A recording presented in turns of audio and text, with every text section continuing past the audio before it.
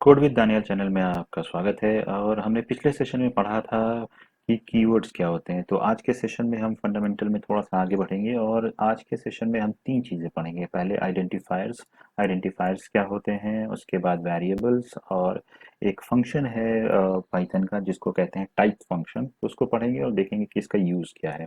तो सबसे पहले पढ़ लेते हैं कि व्हाट इज आइडेंटिफायर। तो आइडेंटिफायर्स आर प्रोग्राम में डिफाइंड टोकन्स। कुछ डेफिनेशंस लिखे हैं यहाँ पे, इसको पहले पढ़ लीजिए। And they are used for naming the variables, function, classes and packages.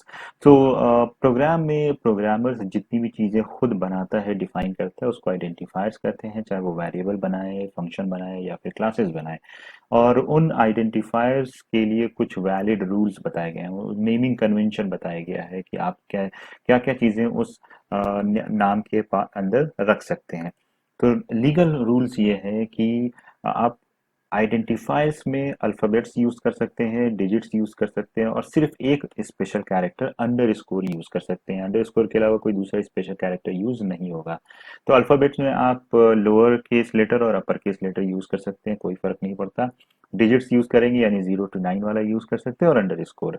और जो आइडेंटिफायर्स है वो कभी भी डिजिट से स्टार्ट नहीं होना चाहिए, इसको याद रखिएगा। और पाइथन जो है वो केस सेंसिटिव लैंग्वेज है, तो अपर केस में लिखा हुआ और लोअर केस में लिखा हुआ आइडेंटिफायर्स अलग अलग ट्रीट होता है।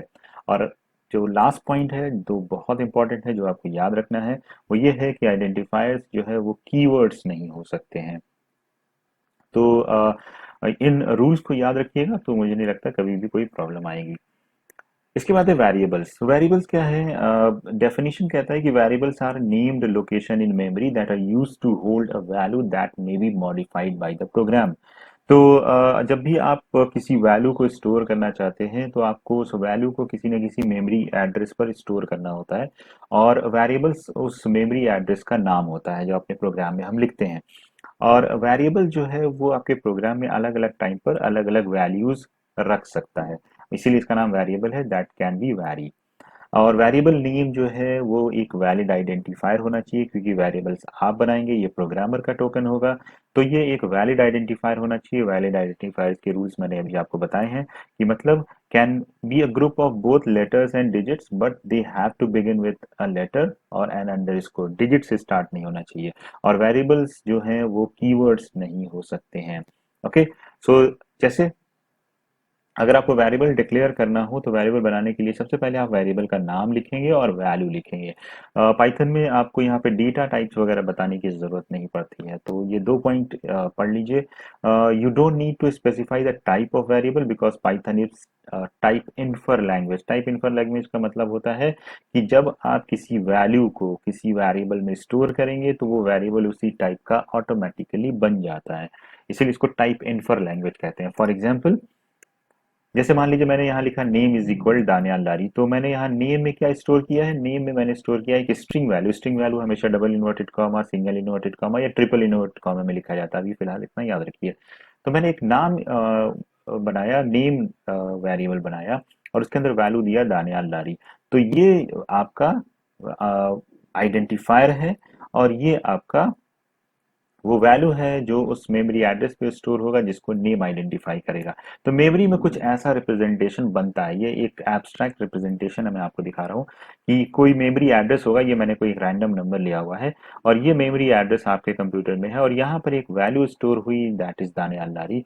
तो इस वैल्यू को एक्सेस करने के लिए हमने एक नेम नाम का वेरिएबल बनाया है। तो ये आपका वेरिएबल है जो इस लोकेशन को पॉइंट कर रहा है। सो डेफिनेशन पे वापस आ जाते हैं। तो डेफिनेशन क्या कहता है? Variables are named location in memory that are used to hold a value that may be modified by the program. Okay. इसी तरीके से अगर मैंने एज इज इक्वल 20 बनाया तो एक और मेमोरी लोकेशन एलोकेट होगा जिसमें 20 स्टोर होगा और इस मेमोरी लोकेशन को एक्सेस करने के लिए हमने एक नेम असाइन किया, दैट इज एज। तो ये एज आपका वेरिएबल है, ये वैलिड होना चाहिए, ये वैलिड आइडेंटिफायर होना चाहिए। कहने का क्या मतलब है? जैसे मान लीजिए मैंने लिखा ए इज इक्वल 10, तो ए एक वैलिड आइडेंटिफायर है। यस, क्योंकि आपने ए इज इक्वल 10 लिखा हुआ है और ये रूल्स को फॉलो कर रहा है। अंडर स्कोर इज इक्वल 20, तो देख लेते हैं। यस, ये भी एक वैलिड आइडेंटिफायर है क्योंकि अंडर स्कोर भी आप आइडेंटिफायर्स में यूज कर सकते हैं। क्या ऐसे लिख सकते हैं 1 = 20? नहीं, क्योंकि आपका आइडेंटिफायर कभी भी डिजिट से स्टार्ट नहीं हो सकता है, और कॉम्बिनेशन हो सकता है आपके लेटर्स का। तो ABC = 20, ये भी वैलिड है। कैपिटल ABC ये भी well is sorry capital ABC = 20, ये भी वैलिड है। A__30 ये भी एक वैलिड है। A1 = 30 ये भी वैलिड है। क्यों ये वैलिड है? क्योंकि आप डिजिट बाद में लेकर के आ रहे हो, लेकिन अगर आपने पहले डिजिट ले लिया और उसके बाद आप कुछ भी लिखते हैं तो ये एक वैलिड आइडेंटिफायर नहीं होता है।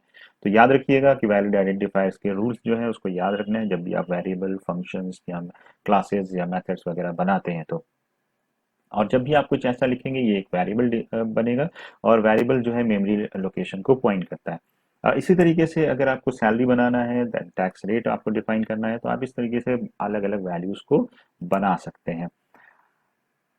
नेक्स्ट पॉइंट है कि as you assign value to the variable, that variable becomes of that type. तो अगर मान लीजिए मैंने एज में 20 लिया, तो 20 अगर आपको दिख रहा है ये एक इंटीजर टाइप की वैल्यू है, तो एज जो है वो इंटीजर टाइप का हो जाएगा। नेम में देखिए आपने स्ट्रिंग टाइप की वैल्यू स्टोर किया है, तो ये एक स्ट्रिंग टाइप की वैल्यू हो जाएगी। और आपने 4.5 स्टोर किया जो कि एक फ्लोट टाइप की वैल्यू है, तो टैक्स रेट फ्लोट टाइप का हो जाएगा। तो पाइथन टाइप इन्फर लैंग्वेज है, और इसीलिए इसको कहते हैं dynamically typed language. Dynamically type का मतलब क्या होता है कि आप जिस टाइप की वैल्यू स्टोर करते हैं वेरिएबल उसी टाइप का बन जाता है।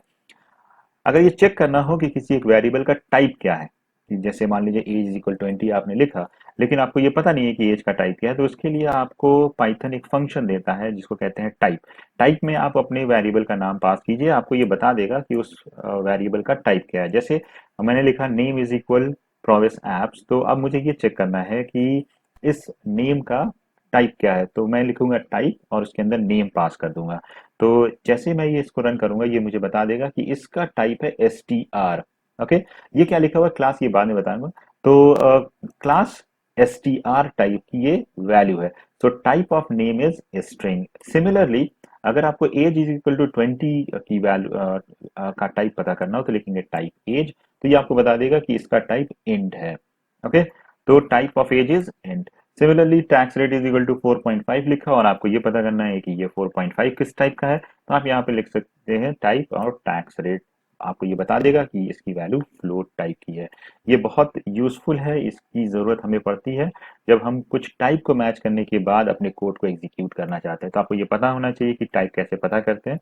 तो टाइप पता करने के लिए टाइप फंक्शन यूज होता है, और वेरिएबल्स डिक्लेयर करने के लिए आप बस वेरिएबल का नाम लिखेंगे और वैल्यू असाइन कर देंगे, वो वेरिएबल उसी टाइप का बन जाएगा। तो आई होप कि आपको सारी चीज़ें समझ में आ गई होंगी। अगर फिर भी डाउट है तो आप अपने क्वेरीज कमेंट बॉक्स में लिख सकते हैं और पूछ सकते हैं। तो अगर आपको ये वीडियो अच्छा लगा और सारी चीज़ें समझ में आ रही हैं तो प्लीज़ लाइक कीजिए, अपने व्यूज़ और अपने व्यूज़ कमेंट में लिखिए, और इस वीडियो को शेयर कीजिए। अगर आप इस चैनल पे नए हैं तो प्लीज़ सब्सक्राइब कीजिए, क्योंकि फ्यूचर में अभी बहुत सारे वीडियोज़ बनाने वाला हूँ। Thank you, bye bye.